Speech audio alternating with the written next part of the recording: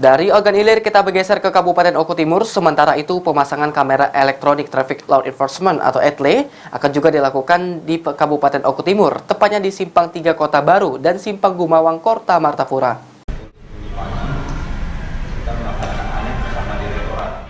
Kabupaten Oku Timur akan dipasang 2 titik kamera Electronic Traffic Law Enforcement atau ETLE di Simpang 3 Kota Baru dan Simpang Gumawang yang berasal dari hibah Pemkab Oku Timur.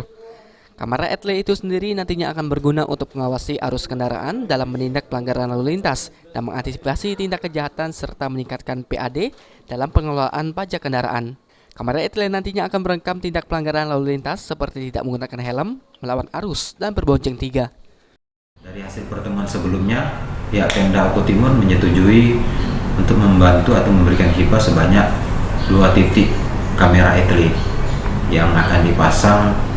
Satunya yang akan di-launching pada tanggal 1 Juli nanti di Simpang 3 Kota Baru di depan gudang pupuk Usri. Yang satunya lagi kemungkinan akan dipasang di daerah Simpang Gumawang. Untuk pelanggaran sendiri apa aja nanti dan yang bisa direkam tadi nanti? Untuk pelanggaran yang tercapture dari kamera tersebut ya, pertama tidak menggunakan helm, kemudian melawan arah atau kontraflow, berbonceng 3, tidak menggunakan safety belt, dan juga menggunakan ponsel pada saat berkendara. Aji, PAL TV.